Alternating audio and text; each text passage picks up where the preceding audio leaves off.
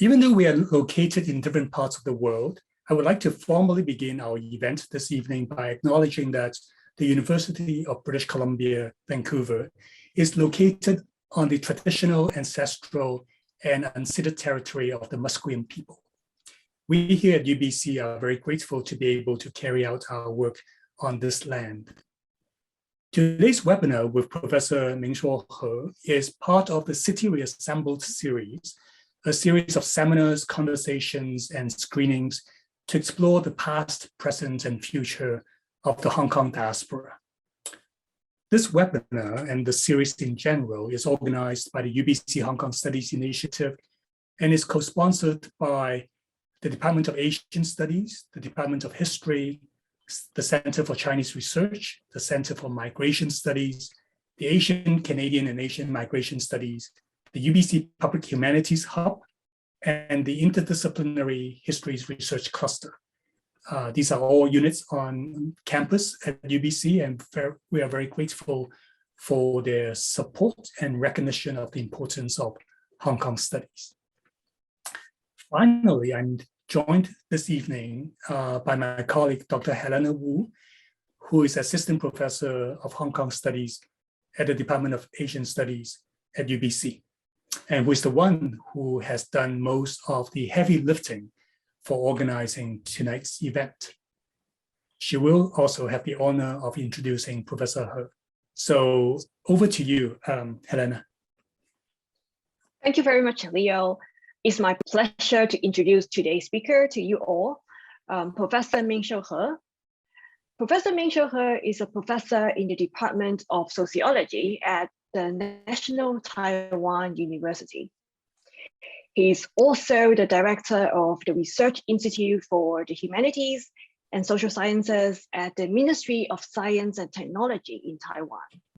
His research interests include social movements, labor, and environmental issues. As many of you might know, he has a long publication list, so I will only read out the titles of 2 books he published in recent years.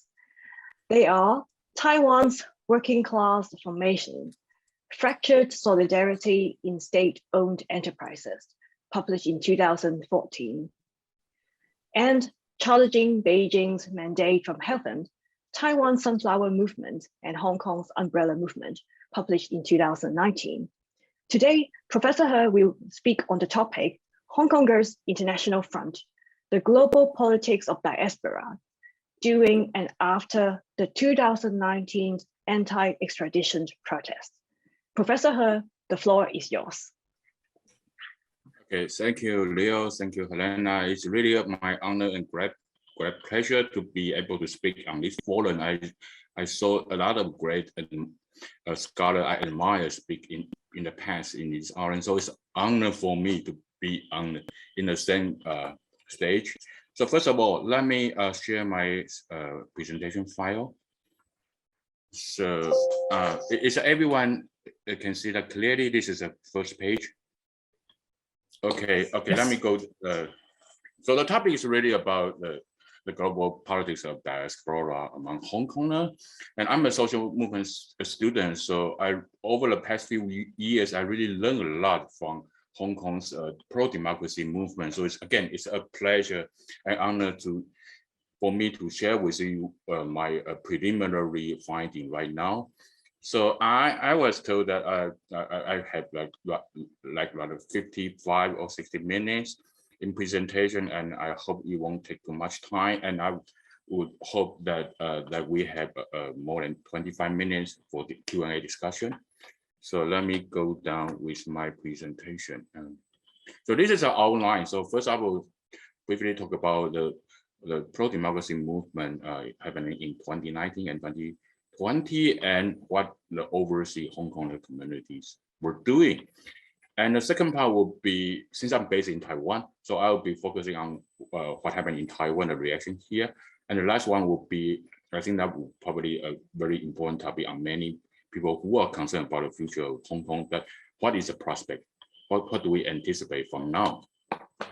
So let me recap what has happened in the Hong Kong project. So it really started with the extradition bill and that really created such a huge concern in Hong Kong. So there was a protest movement happening in 2019. It was at first peaceful and then become more and more violent. And as of now, we know that more than 1,100 people have been arrested, and more than 1,800 people have been prosecuted, and more than 100 been sentenced. And the figures are climbing. So this is a temporary. And over the rather eventful years, we know more than 10 people have been dead. They, including people who were said to commit suicide, but actually not. And also including those people who commit suicide for the protest intent. And also we know that more than 1,000 people have taken refuge outside of Hong Kong. And we know that with the onslaught of the COVID-19 earlier in 2020, the protests have been suppressed, and now we have a national security in place almost for almost two years. And we know that what happened in Hong Kong, the system right now is no longer the so-called one country two system, although the national security law was imposed in the name of improving the system, but we know what happened is now we have direct rule from Beijing.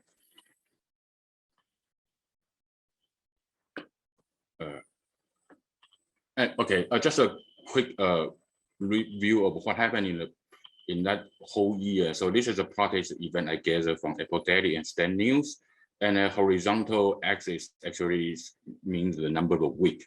So I have difficulty in putting on the date, but the one on the horizontal axis is the first week in February 2019, and then the last one would be like January 2020. So you see that over the years, over the weeks that the protest was climbing, and here around this is probably the summer, and this is in November. And one thing I want to highlight here is that toward the end of the protest cycle, you see actually the proportion of non-violent protests and the violent protests, the proportion of it actually is climbing. And this is actually in confirmation of a lot of protest cycles that we see in different parts of the world, that as the movement momentum was losing, actually the protests were becoming more confrontational and violent. And also, this is what I have for the protest event in Hong Kong. So I have around 1,500 participants, and actually around 60% of them, you cannot find a sponsor, organizer, so they belong to the so-called no main stage, type.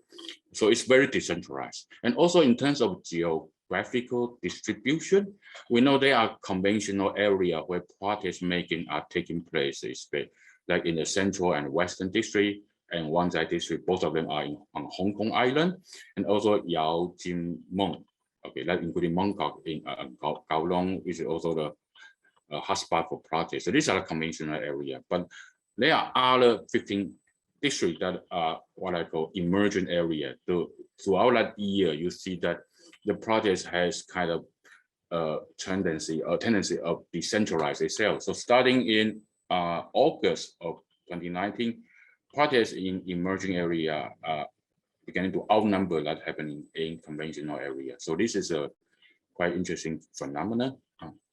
And also a quick recap of what Hong Kong right now. Right now in the Legislative Council, we know that there are no more opposition lawmakers. And also in Hong Kong, we know we don't have any opposition media right now. And the civil society are entirely eradicated. We have more than 50 NGOs, unions, and student associations being disbanded, whether forcibly or voluntarily. And we know that the majority of political leaders are in jail or in exile right now. So it always kind of bothers me that Hong Kong used to be a city that welcomed refugees, exiles. You know that Dr. Sun Yat-sen and Ho Chi Minh, even the pioneer of Taiwanese independence movement, often spend some time in the city. But right now, the city itself is a so major source of refugee and exile. So this is really a huge change.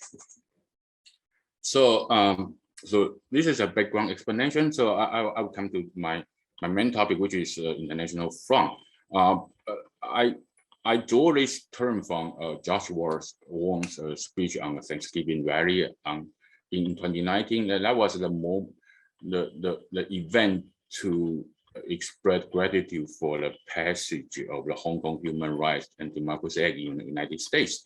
So in that speech, Joshua Wong mentioned 3 people should take the credit for that.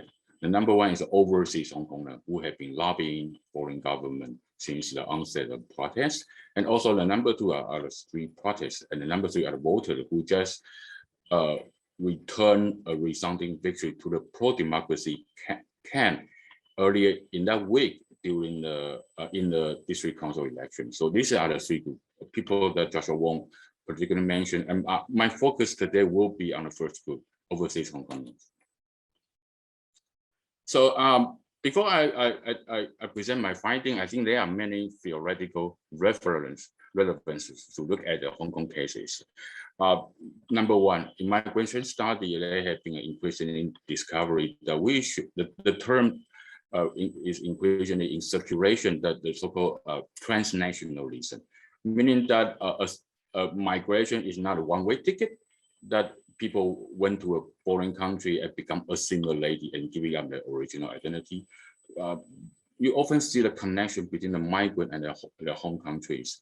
And in my interview, I actually come to know a lot of foreign-born Hongkongers, a 1.5 generation migrant, meaning that these people migrate with their family to a new country when they are very young. And these are community activists overseas. So it's quite interesting. Even these people had minimum or very few connection with the homeland, but they still were drawn into the campaign.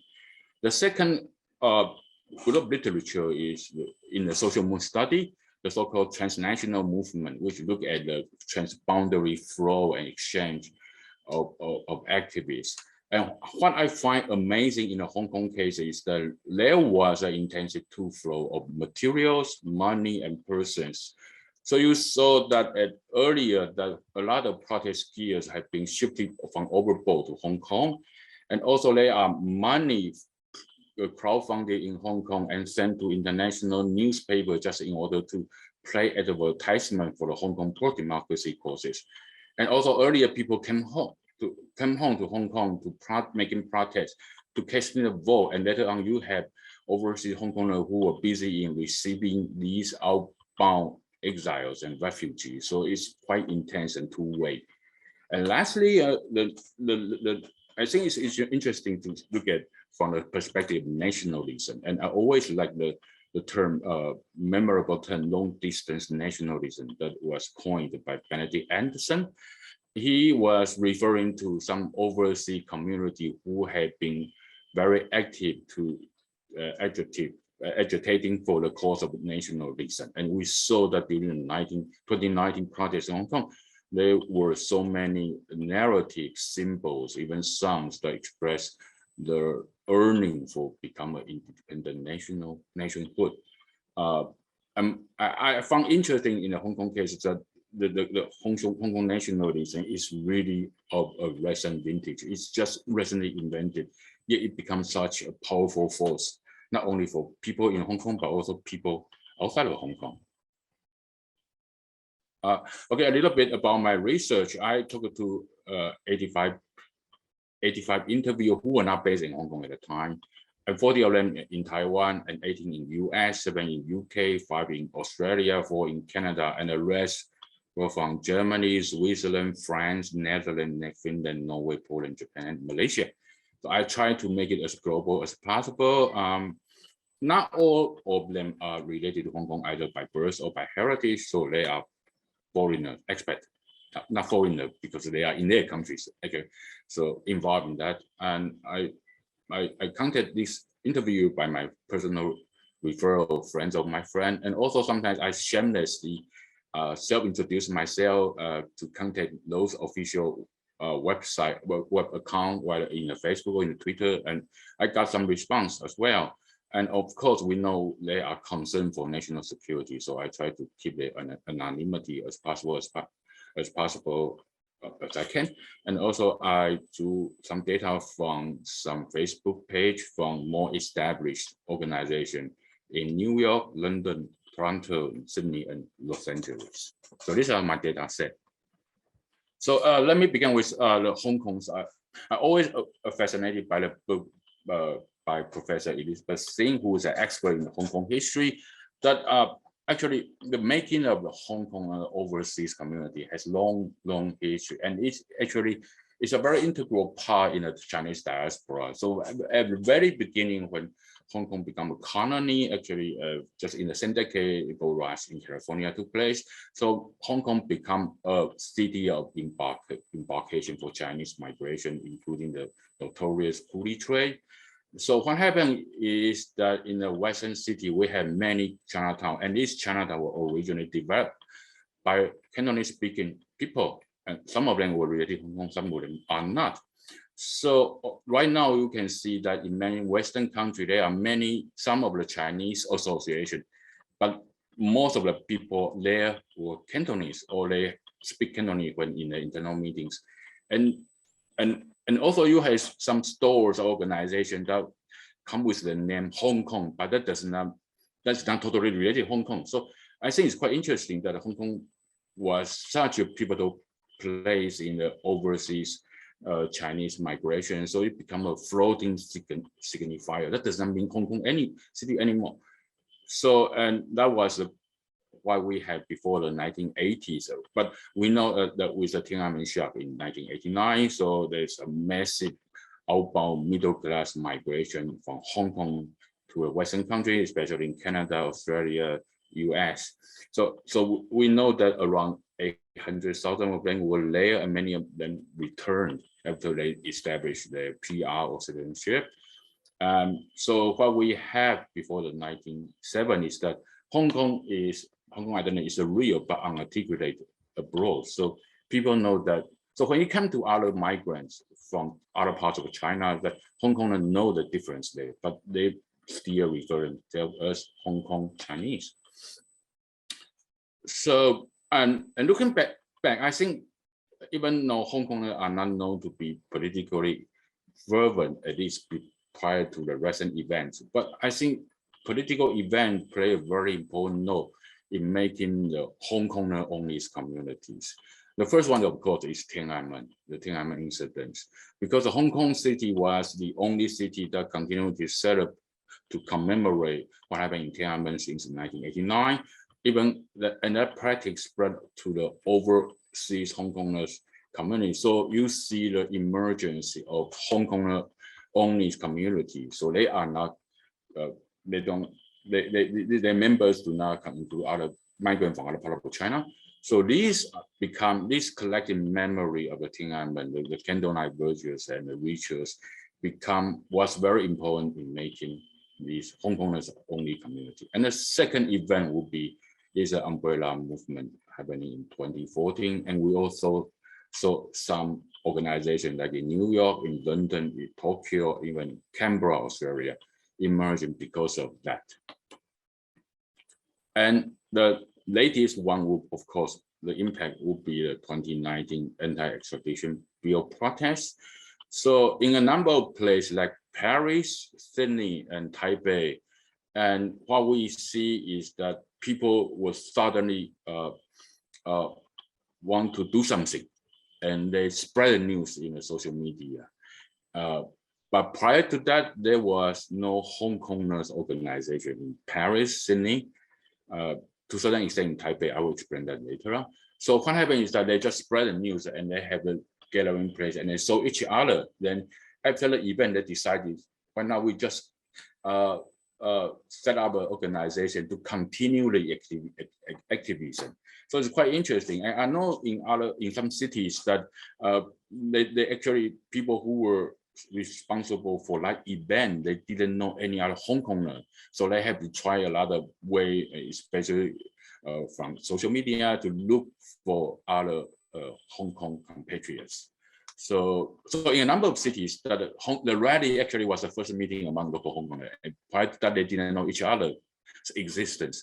So what we have is the flourishing of Hong Kongers organization that in a number of places, like for example, in smaller cities, like you won't, like like for example in Australia, that you won't be expressed there are Hong Konger community in Melbourne and Sydney. But what happens is that in Adelaide, which is in the southern Australia, and also in Brisbane, there are no organizations. And also new area, like for example, Texas. As far as I know, there are at least 3 organizations in Texas by Hongkongers. And also new countries like the Netherlands and Poland, even in this area that you see Hongkongers organization come into being. And of course, one common feature is that they all emphasize their Hongkonger identity. And in the past, in the 90s, Hong Kongers tend to refer themselves as Hong Kong Chinese, but you don't see the Chinese right now for obvious reasons. So, what I found is also one finding is that when people would join this organization, or when they were staging a solidarity rally, there was in the back a very strong emotional dynamic. So one of the common emotional response I found is a sense of survival guilt, meaning that these people are not there in Hong Kong, so they cannot do anything. They just watch the news from live stream, so they become agitated. They become so concerned at the same time, knowing that they cannot do anything. So I have a quote here from a people from New York. He said that he is an educated, able-bodied young man and chooses to put his career above his civic duty, safeguarding his hometown. So this is really a sense of that the sense of guilt that drive that motivated their participation. Also, they have a sense of feeling deserted. The second quote is an activist based in London. He said that she since I was abroad, I was the only one in our team who has not tasted tear gas. Sometimes I doubt whether I was really a protester at all. So this sense that she was not there when his teammate needed most. So again, this is a sense of guilt, and these are the powerful emotions that make possible a number of activities what we saw in the overseas. So, and there are also some global coordination to make events simultaneously on the same day. So we have 3 global rally at least on 3 days, and also we know that there are waves of crowdfunded campaign to place advertisement in the national TV at least 3 times. But overall, what I observe is that the overseas Hong Kongers campaign is polycentric. In a sense, it replicated the so-called no man stage pattern in the home city. So what we have is loose and ad hoc cross-border connection, and different cities basically just do whatever they saw fit. So they are effort to coordinate, but the effort does not give rise to more stronger bonding or organizing. That's what I observed so far.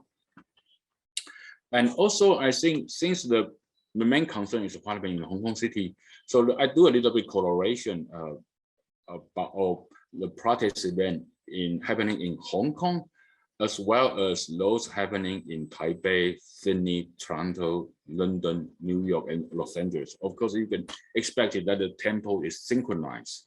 That, for example, in the summer months, that was when the protester in Hong Kong was in an overdrive mode, and you see the same phenomenon in overseas cities. So the correlation is very high.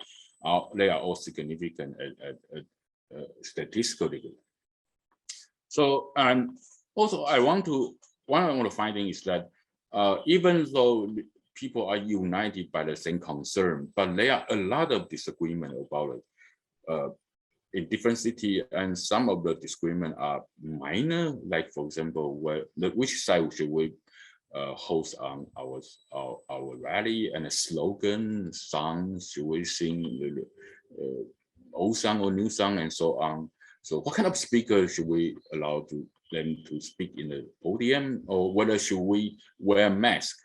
Because some of the migrants, international students who intend to go back to the city might have concern, but for the permanent migrants that they don't have such a safety concern. So this can be also issues.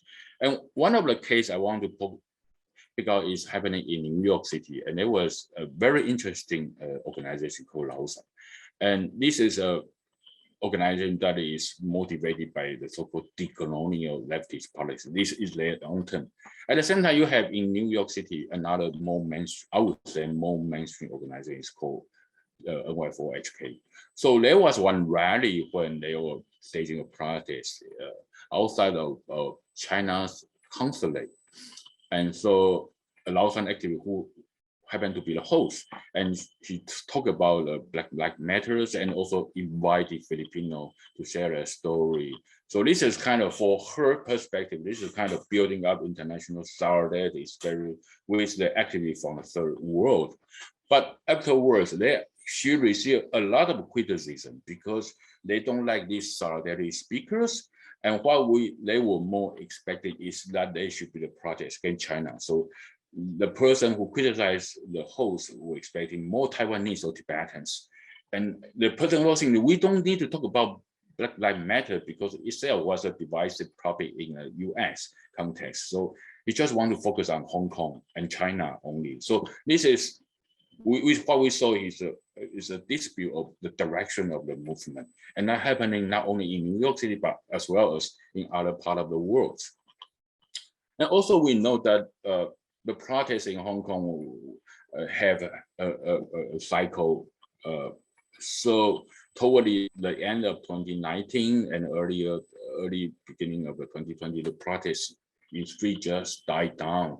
So people basing overseas, so just have to need to make the accommodation. So we see the attention are shifting. So but at the very beginning, so there are a lot of logistic support for protest skiers. And there were people who returned. I know some people who return to Hong Kong every weekend during the months just in order to protest. And we know a lot of people went home for Hong Kong to cast their vote in November for the district council election. And there was even a campaign that was planning that they are going to have a global rally come home to cast a vote for legislative council. That was originally planned in 2020, but later on canceled. So that the campaign was aborted. But afterwards, when there were more repression and people being arrested, overseas activists' attention began to shift it to assisting and resettling the refugee. So in Germany, in San Francisco, as far as I know, there are people who found this organization specific for this purpose only. And they also emerged some lobbying effort for more friendlier migration policy in their host country, for example, in the US, Australia, UK, Canada, and Taiwan. And also, once the Hong Kong protests kind of died down, and I saw a lot of activists try to find new zones of engagement. So in order to continue their activism. And one of the focus is anti-China protests. So for the past 2 years, so a lot of effort has been driven to this direction. For example, people will boycott Beijing Olympic 2020, and there are people who come to a weekly protest against some Confucius institutes, and there are people in the UK try to convince the government not to use Huawei and other China-made electronic product. And also, I know a German-based activist who was involved in a municipal protest. And the case has to do with the Chinese purchase of a German castle, and the Chinese buyer are going to convert that for commercial purposes. So people are not happy about that. So a lot of protests, given the global influence of China, so these activists do find a lot of topics that they can be engaged with in their everyday life. And the other direction has been channeled to what I say global pro-democracy campaign. So one of the visible examples is Milky Alliance that took place in 2020. First with student protests against Thai military government. Then in last year, February, we had coup in Myanmar. So people also, I know some Hong Kongers are involved. And more recently with the invasion of Russia in Ukraine, I know some Hong Kongers were also involved in Stand with Ukraine, at least in Taipei. That's what I can see. So kind of they're still concerned about Hong Kong, but knowing that Hong Kong was no longer in the topic, so they kind of shift into a new terrain, but at the same time, they try to keep the topic of Hong Kong alive. And also there are efforts in Australia and US. They try to put a new category in the census. So previously, most of the Hong Kong migrants will identify themselves as Chinese, but there are efforts that they want to have put in a right-in category, that's Hong Kong. Actually, Taiwanese overseas community have been doing that since the 80s. So I think Hong Kong are coming to that direction as well. And also there are efforts to preserve Hong Kong's culture and collective memory. So you see the global screaming of the film, The Revolution of Our Time. I think that was part of that effort.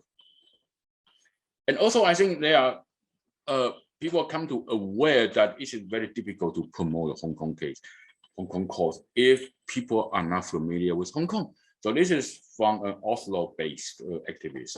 So according to his experience, that many Norwegians thought Hong Kong was part of Japan. So of course you need time to explain that to people, right? And also this is from a DC-based activist. And he claimed that prior to 2019, probably only 10 to 15 congressmen in the US Capitol had heard of 1984 Sino-British Joint Declaration and one country, one system.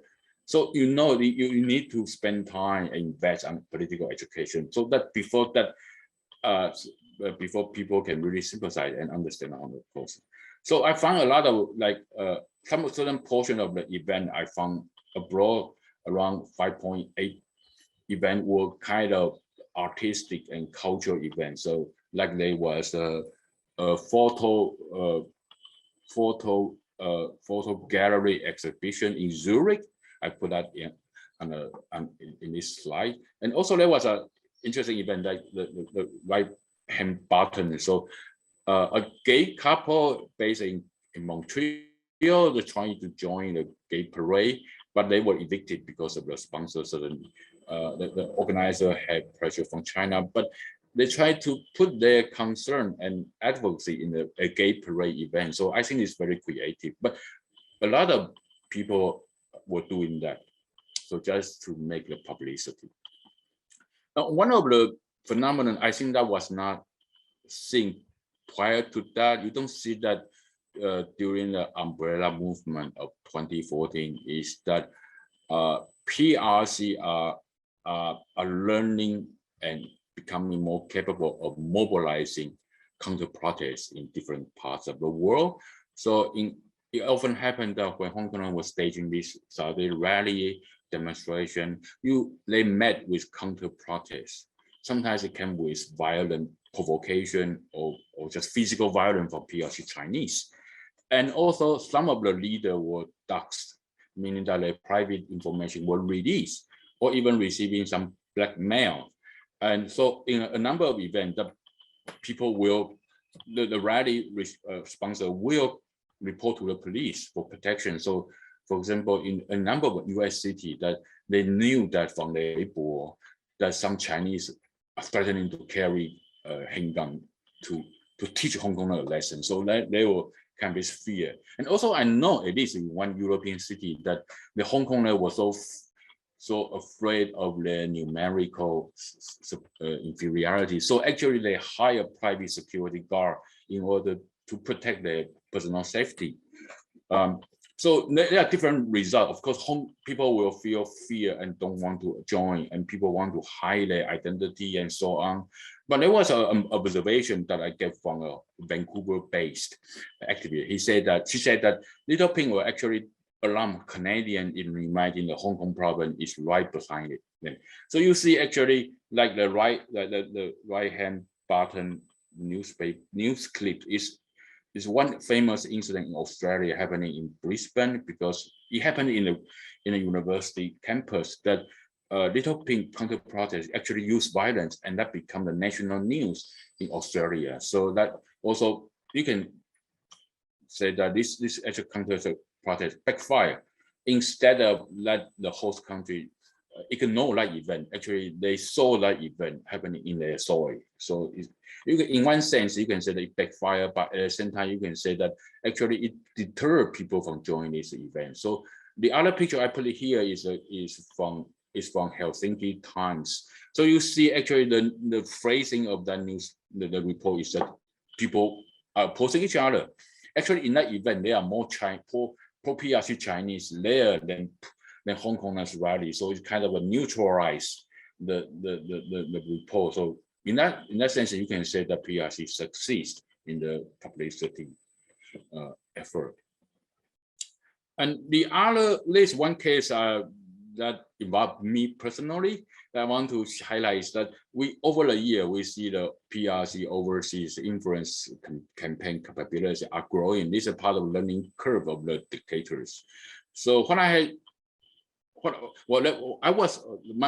part was that I was invited by a Malaysian-based foundation to talk about protests in Hong Kong and Taiwan in November 2019. And prior to that, the foundation, the board of it received phone call from Chinese embassy. So they have an internal meeting and then decide to cancel that. But nevertheless, I went there because the younger people, younger organization want me to talk there. And after I went there, I have talk to the local host, and they of course apologize for the decision. But according to them, that Chinese population were around 1/4 of the whole Malaysia. According to him, that out of 90% of the Chinese Malaysian were pro-Beijing. They listen to Xindao, Ribao, and Fenghuang. They watch Fenghuang Weishi all the time, and so they were kind of familiar with the Beijing's narrative of the whole event. And even there was a protest by Chinese Malaysian pro Hong Kong, but the protest was blockaded by the police and denounced by the local Chinese association. So you see that you don't see that in 2014 during the umbrella movement, but this is really a case I want to highlight, that the PRC campaign, the influence are growing among overseas Chinese. And so they are not PRC immigrants. They were Chinese there for generations, but even this population was susceptible to the propaganda operation. So that really tell you a lot. And also, I think overseas Hong Kongers knowing that they somehow need to find a way to make the campaign more sustainable. And one of the directions is try to embed the campaign in a new host. In a host country, so one of the DC-based activists said that his job is to frame Hong Kong movement from the perspective of the US political interests. So it's a very realistic assessment. And also Ottawa-based activist told me that they actually have a Canada five demands. So that was made in reference to the Hong Kong 5 major demands, and no one less, the thing. So what she tried to emphasize that it's not just what Canada can do for Hong Kong, but also what Hong Kong can do for Canada. And according to she heard that because Hong Kong have more experience with dealing with the communist regime, so this is a vital lesson when Canada is facing this problem. So they had their story to share. And also a Melbourne-based activist told me that they often refer themselves as Hong Kong Australian, not just Hong Konger, because if you use Hong Konger, it will sound like you are just foreigner, so you are not native here. You just ask our sympathy, but what your demand is kind of detached from the local society.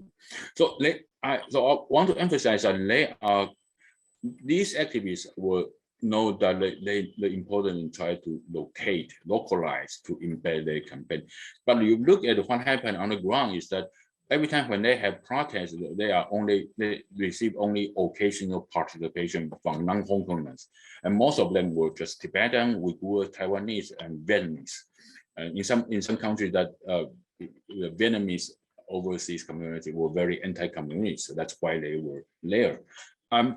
Also, I know a lot of activists try to reach out to political parties, labor union, human rights association, even churches, but their efforts has not been quite successful. So, and also there are efforts among Hong Kong community that they need to do some good PR to know that they are good part of it. They are playing a good constructive part of being a new neighbor here. For example, during the COVID crisis, some Hong Kongers were donating masks and money to the hospital. So to showing that we are Hong Kongers, we are here to help, just as US helped us during 2019. So these are good community reach out. But this is what I have from my protest event, with the exception of Taipei, of course, that is Taiwan. So most of the events took place in Sydney, Toronto, London, New York, and Los Angeles. Proceed with our local collaborators, meaning that most of the event were just Hong Kong only events. At least this is what I quote from a newspaper report, but at least that's what the picture it is. So it is very isolated. It's just a Hong Kong only event, even despite the best effort among Hong Kongers. So, and also I want to further talk about the dilemma for them, because the Western democracy, of course, most of my interview were based on the European or the North American and Australia. These are the so-called Western European, the Western democracy. And the Western democracy itself are right now in big trouble because it become more and more polarized. So oftentimes that when these Hong Kongers were staging their event, they were kind of attracting wrong supporters. For example, in Japan, if you have an anti-China rally, you will attract right-wing nationalists. So they are happy to find any problem with China. And also people in Finland told me that they are anti-immigrant extremists who want to join the event. So this really make people concerned about that.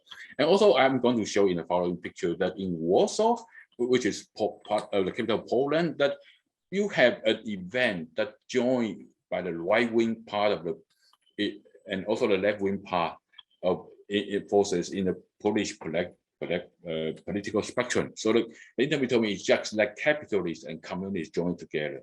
So the capitalists, like especially the so-called libertarian, they love Hong Kong because it was thought to be a paragon of free market. And the communists, the so-called communists, are more left-wing, like people who are concerned about human rights. So somehow they can join together.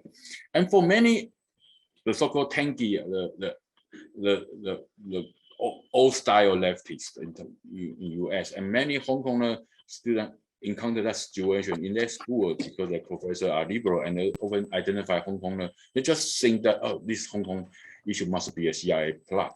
And this is actually exactly the same narrative coming from PRC.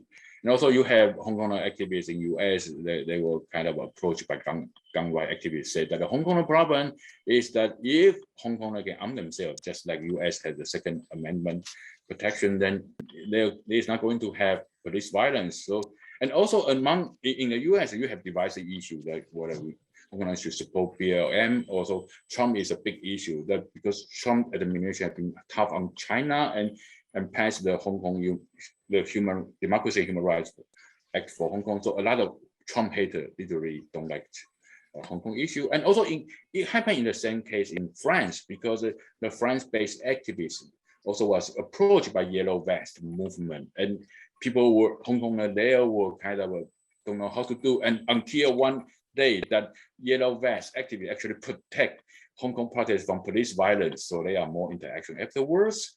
So what I'm trying to emphasize is that in many different parts of the country, the Hong Kong issue are not viewed independently, but oftentimes that is reflected by how local politicians, how local people view China. And this is what I said earlier, that a Warsaw protest, you see on the left-hand side, you see right-wing parties were there, and Hong Kong were in the center, in the center, and on the left side picture. But on the right-hand side picture, you see people holding solidarity flag. So these are people involved in labor movement. So you see the right hand and left wing coming together for it makes a very odd occasion to see that. So let me move to the Taiwan part. So okay, the issue was already about Taiwan because it was the extradition was already related to controversy of unsolved murder in Taipei. So Taiwan government has not responded to the extradition bill because that would deny Taiwan. That would see Taiwan as a part of PRC, and over the long protest movement in 2019, Beijing and a number of Hong Kong politicians have been playing Taiwan as a black hand of this. So, and also I think it is important to highlight the place of Taiwan because it's very close and there are frequent flights. So a lot of people who fled the Hong Kong's persecution just came to the airport and bought a ticket right to Taiwan, and in 2 hours they were landing safely. So it was Taiwan airport was the first stop of many Hong Kong refugees, and also a lot of people based in Taiwan Hong Kong-based Taiwan came back to vote or to protest. And also it was an important logistics center. And also in 2020, we have a presidential legislative election. So you see that Hong Kong issue, because of that year was reported in major news outlets, so people knew that, and it became very important. And even some of the Hong Kongers joined in the Hanguo Yu, who was the KMT candidate at that time, the recall campaign. So Hong Kongers were also involved in Taiwan's election. And also I collect some data from Taiwan. So there are 95 events I collected. One of the feature I noticed that it's very geographically evenly spread. So less than half the event held in Taipei City, because Taipei is a place where you have legislature, you have national government. You also have the Hong Kong representative office, but it just only half of the event. So it's very evenly spread, even to some rural area that you would least expect this solidarity event taking place. And also they are named on word in many public space and high school, and that because they are happening in the campus, so it's in the newspaper. But I want to emphasize that the Anti-Extradition Party in Taiwan is actually locally embedded. It's not what you see in a Western country, because there are actually more events that are held by Taiwanese than collaborated events. Then not only 19 of them were purely organized by Hong Kongers only. So so it's not just a detached diaspora movement. It's more initiated by Taiwanese, and you see that a lot of the participants, many of them are by students and NGO, political party organization, even church play a very important role in Taiwan's protest. So, and of course, when Taiwanese joined anti-protest, anti-extradition, they bring with their own agenda. At that time, that was to oppose the KMT proposal for a peace agreement. So you see that Taiwanese agenda, Taiwanese activists were using the Hong Kong's event to advance their agenda. At the same time, they will express their solidarity with the Hong Kong protest on the street. And you see party on the pro-independence side, like DPP, and New Power Party, and Taiwan Solidarity Union, and so on. These are the party, because we have election at the time, many candidates use Hong Kong issue. They stage their rallies and so on. And it's also interesting to observe that because 2019 happened to be the year that Taiwan legalized same-sex marriage. And prior to that, there are many disputes. The opposition, the resistance primarily came from churches. So church XL were mostly divided. They are progressive church and they are conservative church. But what happened is that these two wings of Taiwan's church who were involved in politics were also jointly behind the Hong Kong cause. So it's quite interesting to know that, knowing that they are divided on certain issue, but they are united here in this issue. And there are surveys done by by Taiwanese both before and after the election. So we have 67 people in Taiwan who say that they support the Hong Kong protest. It's actually higher than the percentage of Tsai Ing-wen's vote share when she received her re-election. So one of the questions that people often ask is that because of the election, the Hong Kong protest happened to coincide with the electoral circle in Taiwan. So would the DPP win 2020 if there was no Hong Kong factor? So this has been a question that has been discussed quite a lot. And here's my view. I think probably the DPP will win anyway, but the margin will be smaller. Number one reason is that Chinese support has begun to climb throughout the summer, even actually before June 2019, because that was before the eruption of the whole protest.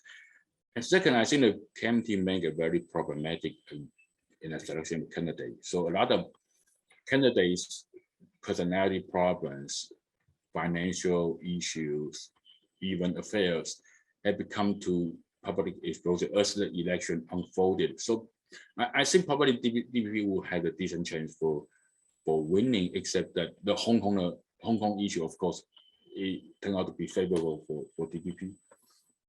And now the last part, I come to the prospect. So the first point is that I think we have to be realistic that the movement enthusiasm is not something that is doable. Many activists that spend their energy and time, money involving in the idealist cause, but somehow they'll feel the burnout and shift their concern to their private life. And also, from the audience perspective, the attention cycle is always short-lived. So right now we have Ukrainian war. That was so much in the discussions to the extent that we forgot a lot of issues that are happening contemporary right now in different parts of the world. And Hongkongers overseas, I think they know that, so they have been effort to institutionalize policy advocacy, also immigrant association, and also in the university, some Hong Kong studies are being promoted, and these are in the direction that I think Hongkongers overseas do have some assets compared to other diasporic community. They are mostly middle class, so they are affluent and they were fluent in English, and of course they gain the sympathy of the Western countries. But one of the questions is that, because as I said before, these efforts have been quite loosely connected, but compared to Tibetan diaspora, they do have a Dalai Lama as leaders. But is that needed? I'm not sure. But even it is needed, I would say the most capable leader who can play this role are in jail right now in Hong Kong. So you cannot have that possibility at this moment. And also, I want to conclude by observation from other cases. The number one case is that exile politics is often difficult. I mean, it's often divisive and centered on personality. That's what we learned from Marx and Engels' correspondence. In the 19th century, Marx was based in London, Engels his best friend was based in Manchester. So you look at the letters, and a great part of the letter was actually spent on criticizing other fellow exiles, fellow German revolutionary who had to hide abroad. So you can see that it's a narrow world. So people can be very narrowistic, picky when it comes to personality issues. And if that happening in the futures of the Hong Kong's diaspora movement, I won't be surprised. And secondly, I think Taiwan used to have a very active overseas independence movement. I think there are some lessons to draw. First of all, is that the so-called transnational repression, meaning that the authoritarian regime is not going to sit back and do nothing, and while the overseas actually are organizing. So they were going to exercise some repression, exercise some fear that some actually will fear some reprisal, if not on them, but also on their family who was there based in the original country. So what have we learned from Taiwan? Case is the government is going to do some surveillance, and they are so-called 职业学生, occupational students who are going to monitor all these activities, and they are so-called 黑名单, the people who went there, especially for Taiwan, young Taiwanese who went abroad mostly for study initially, so their passport will not be renewed, and also they cannot come home for visit. That's what happened in Taiwan. And also from very early on, that in the case of the United States, that they have been organization to promote Taiwanese community. It's called Taiwan 全美台湾同家会 in 72. But what happened is that government tried to organize their own with a very easily confusing name. It's called 全美台湾同乡联谊会. So this has happened to be the pro-government. So this really shows the situation that the government could create a new one to divide the overseas communities. And also the overseas Taiwanese have been organized, the so-called FAPA, Formosan Association for Public Affairs, with like chapter over 40 states in the United States. So this has been a strong advocacy group. So, and I know that the way that these overseas independent activists try to recruit a member is that they receive students the moment when they descend from the flight. So they kind of a lot of bonding, people hosting Thanksgiving parties, and also when these people settle down for a number of reasons, they cannot come to Taiwan. They have second generation, so they were hosting the summer camp for next generation. And this was the trick that Taiwanese people learned from the Jewish people. Well, these Jewish people want to learn want to hope that the next generation can mix with each other in the hope that there may be some intermarriage. So Taiwanese people do that. And also there was a lesson, I think, also important from China's overseas pro-democracy movement. So one of the lessons is that these exiles emerged because of the Tiananmen incident, and so they have been spent a lot of effort to commemorate the event happening on June 4th. But the difficult is very difficult to continue that ritual. So even the repression in Hong Kong was still happening, but I think it's very difficult when you do that. And secondly, I think the Chinese overseas pro-democracy actually were facing an uphill battle because in the 90s, because at the time Western were welcoming the China into the global market, so a lot of business opportunities there. So the human rights issue was kind of a slight drop out of the vision and the discussion. So it's very, and also because I saw in a number of events, like for example, Wang Dan, who was an iconic leader of the Tiananmen movement, when he facing younger Chinese students, they found these students were actually very patriotic. So they often kind of accept the narrative of Beijing. So you have very difficult conversation at that time. So what I want to emphasize is that if this overseas activity somehow disconnected with the development in the home city or home country, I think it's going to be very dangerous. And this, I think that's the dilemma for Chinese overseas community when they were facing a very nationalistic younger generation. I didn't know what is going to happen under the current situation in Hong Kong, but I think that's probably something we could think about. So I end my presentation here, and thank you so much for your attention. So I'll stop my screen sharing now.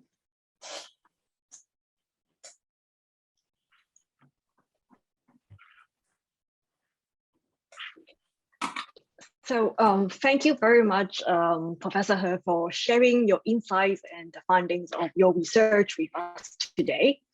So to our audience, please continue to type in your questions or comments into the chat box. So we will try our best to address them within our sessions. So today's discussion invites us to reflect on the activism, diaspora, citizenship, and their relations with one another on different levels. So we extend this gratitude to Professor He for bringing this really rich discussions. So thank you very much. So without further ado, I will start actually asking the questions that have already been displayed in the chat box. So I think to start with, I will take on this question asked by one of our participants regarding the communications and the coordination between different overseas organizations. And maybe Professor He can address this particular aspect and also the extent of the communications and I'm sorry, Helena, I didn't hear you clearly. Are you referring directly my attention to a question in the chat room? Yeah, yes. So one of the questions actually talks about the communications and the coordination between different overseas organizations. Yes.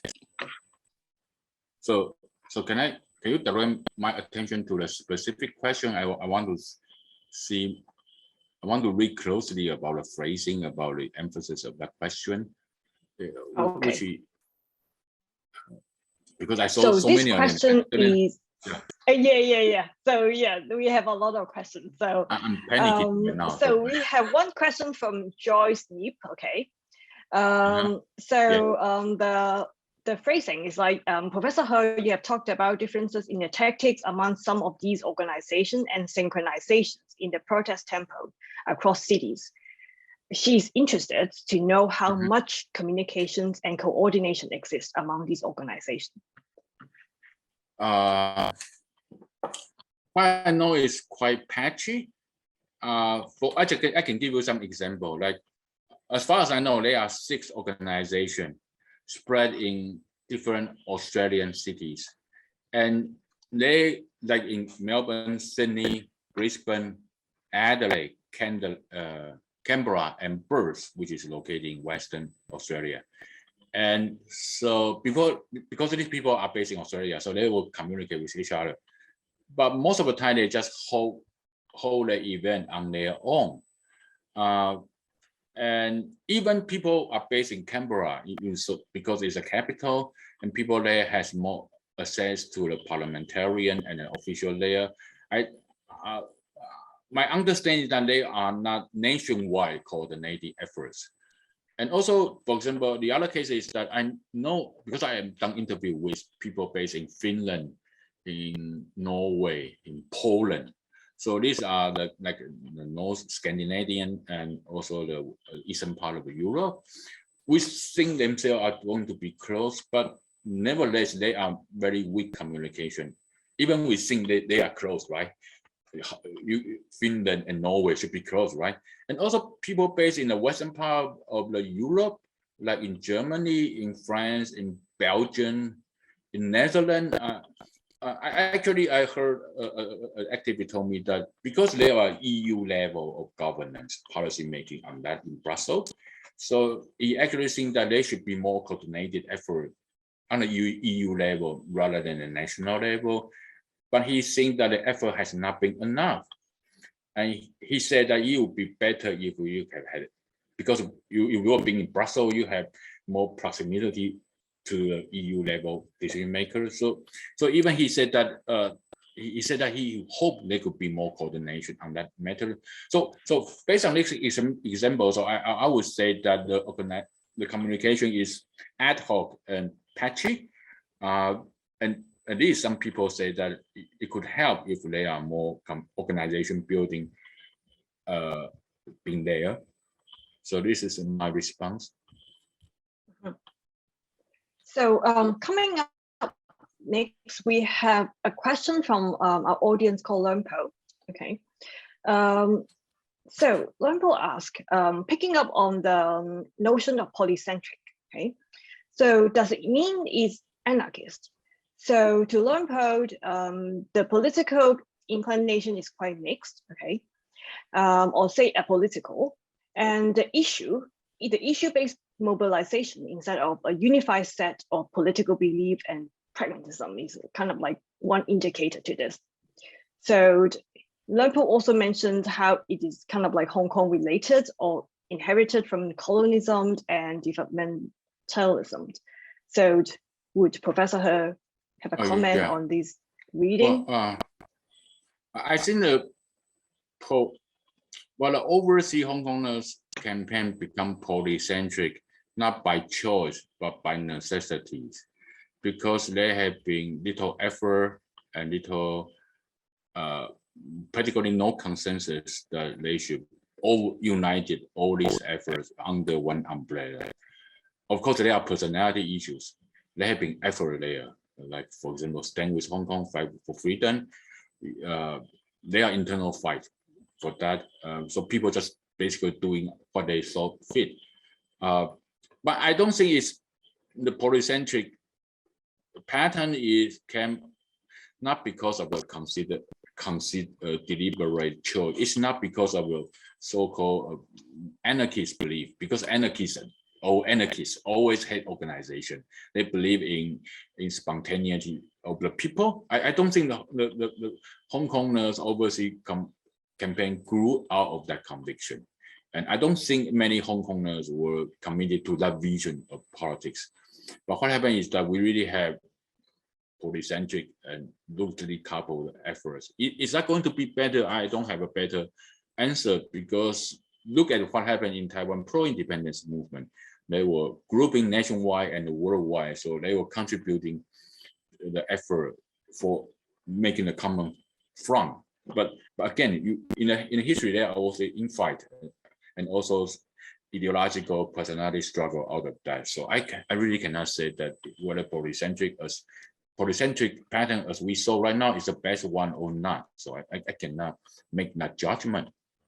So here's my, I probably hope I can answer your question. So following that, we have another question. So our audience responded to your thought on the possibility of diversification within the pro-Hong Kong democracy bloc overseas. So the observation from Sanho is that it is quite impossible for all pro-democracy Hong Kongers overseas to be, for instance, left-leaning. So he would like you to address these questions. So how do you anticipate the prospect of these cross-spectrum solidarity among overseas Hong Kongers? Well, I kind of sympathize that especially coming after the 2020 US presidential election, and also on a January 6th Capitol riot, there was a Hong Kong flag being seen there during the uprising. So it became immediately controversial. That the Trump issue was already dividing even among American voters. But Hong Kong, to a certain extent, Taiwanese people also involved, was so divisive. So one of the issues I can emphasize is it's very difficult because we were witnessing a polarizing world, not only Western democracy, and all of this issue will again become a divisive issue within the Hong Kong diaspora community. And having noted that, and also secondary, when you come to overseas campaign, when you come to diasporic movement, there are always different attitudes, ideology. The same happened in Taiwan's overseas independent movement. There are a lot of technical issues and different political philosophy, a divide between right wing and left wing politics, and that was already happening within the Hong Kong's community. So the Laoshan would be a very crystal clear case that some Hong Kong activists want to join the decolonial politics, but that would be perceived as rather extreme from other mainstream Hong Kong groups, because most of Hong Kong groups want to become like bipartisan when it comes to the capital lobbying. We want to maintain the more in a center, like in a center image. They don't want to associate with those far left. So of course, when it came to this problem, I think it's very difficult to find common ground. So sorry, I really don't have better suggestions. So because that was the so I'm not blaming Hong Kong. Actually, I'm blaming the polarization within the existing democracy. That's already a big problem. Yeah. So a relating question to this is a question from BC. So how do overseas groups articulate what it means to be Hong Konger? So I believe Ming-sho also addressed part of it, but this audience also mentions, for instance, aspect of ideology, symbolism, cultural characteristics, historical memory, and narratives, and how these actually impact their stances on the political status of Hong Kong. So would Ming-sho wants to address this aspect? I think, yeah, to some extent that reflects what Taiwanese overseas independent movement activists have been doing. So on the cultural front, there was effort spent on building the identity. And so what is the Taiwanese identity? And what is our own identity? Of course, that's a big problem about that. A lot of them were doing is try to decentralize the identity. So among overseas Taiwanese, you can expect that the median of the exchange would be Taiwanese. They are not going to speak Mandarin Chinese, and a lot of old activists I know that insist on never speaking Mandarin Chinese. That become part of their practice. And also they never contact with Taiwanese official delegate, even though Taiwan have been democratized for like more than 20 years, because they have been given this kind of experience of fighting with the ROC diplomats overseas. So a lot of that were happening in local areas. So you see efforts in Taiwanese community were hosting the Taiwanese film festival that that also, and also some Taiwanese snacks, and some reach out effort like bubble tea and so on. I believe that if that's going to be if that had been what Taiwanese overseas actually have been doing, I would expect what Hongkonger overseas community, when they were trying to promote, whether internally or externally, to consolidate a different identity, a lot of cultural work will emerge in that direction. So I'm expecting many Hong Kong film festival, probably also Hong Kong festival, and selling some Hong Kong goodies, snacks that will emerge in different parts of the world. So that's one of the direction I see is coming.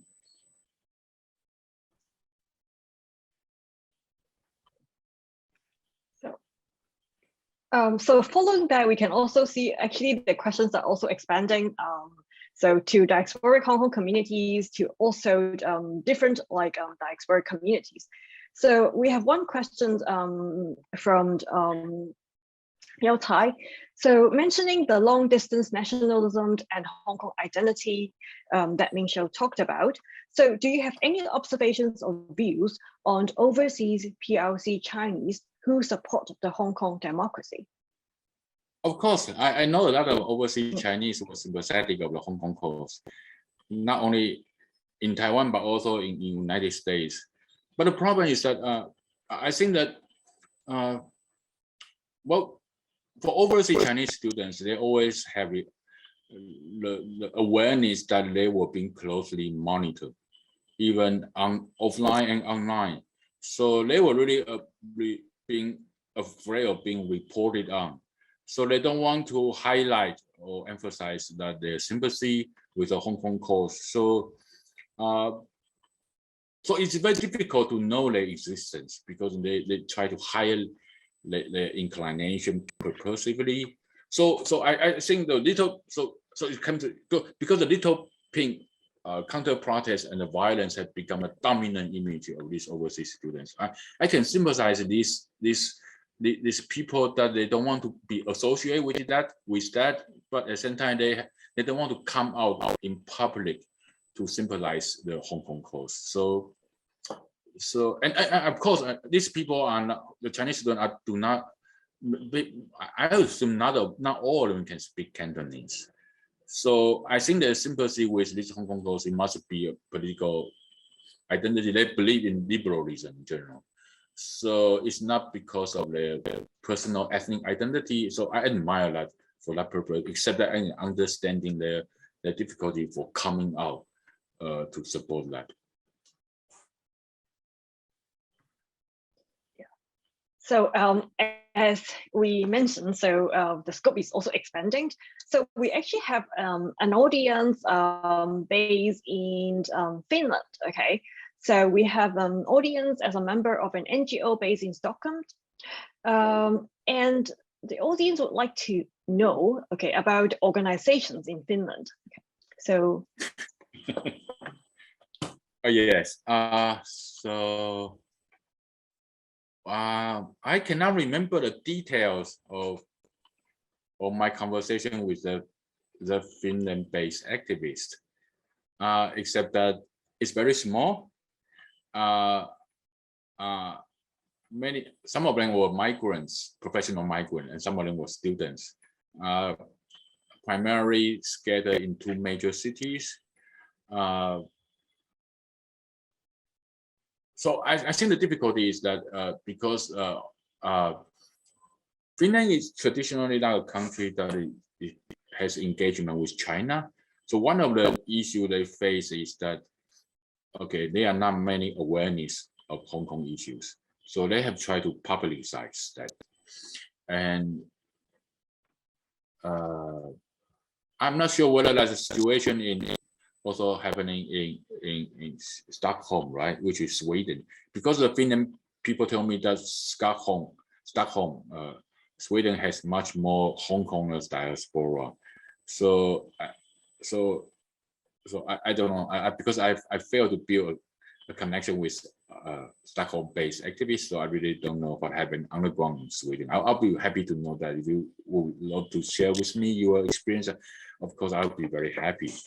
But so I think my interview with people like in Poland, in Norway, in Finland, in Netherlands, or if in this country where there haven't been existence of Hongkonger Association, and this country has not also including people in Switzerland, but this country are not often express anything regarding Hong Kong or China, so it's very difficult for them to have to gain the public attention and also attention from the policymaker.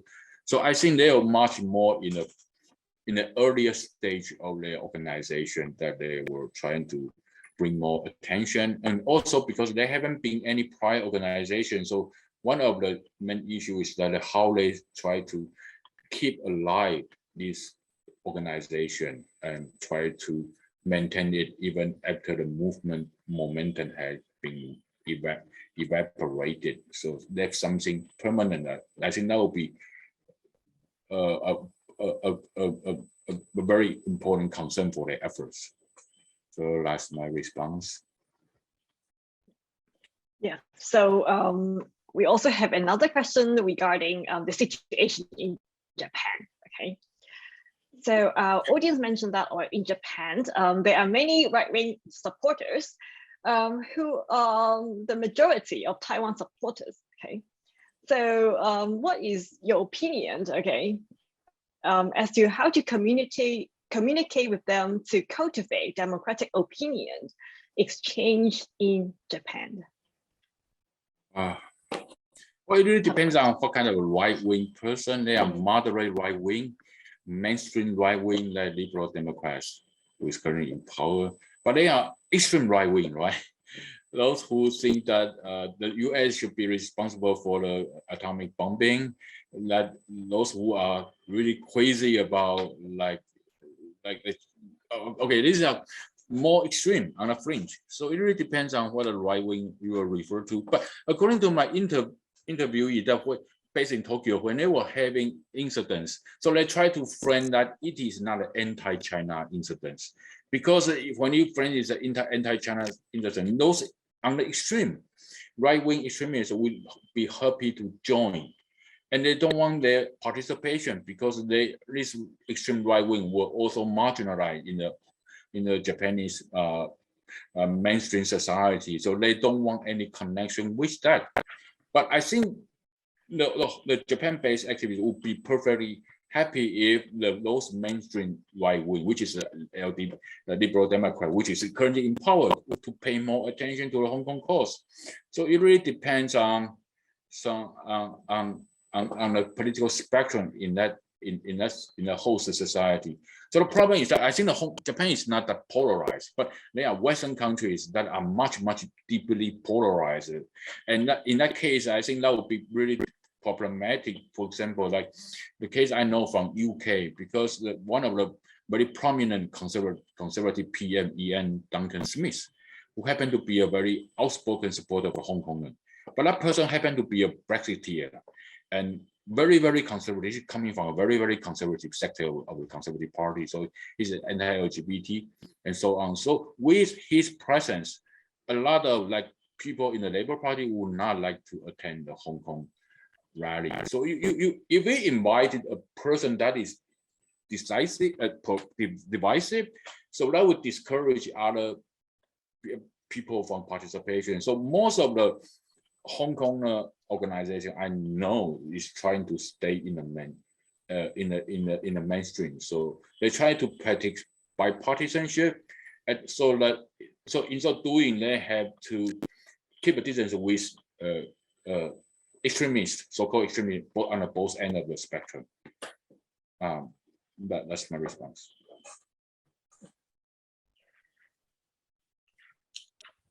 So I think we have a very rich discussion, and I think there's one that would also help us to kind of wrapped up like quite a few points that Professor He mentioned.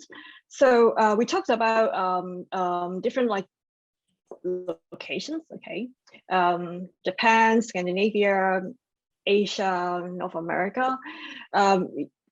Professor He also mentioned so different like citizens' connection to the political scene, local and global.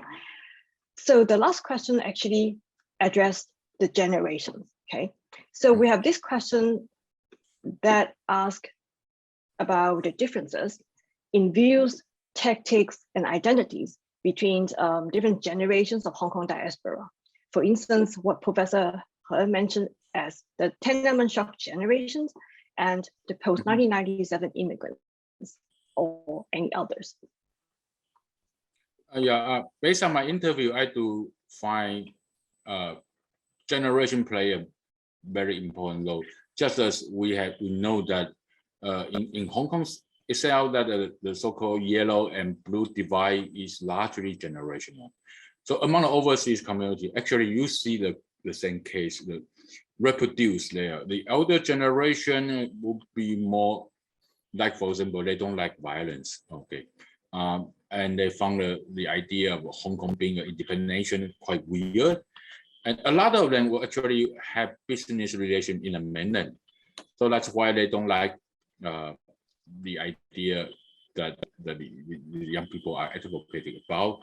And also in Chinatowns, because Chinatown in a number of Western cities, Chinatown itself is actually populated by Cantonese speaking people. And these are Lao Zhong.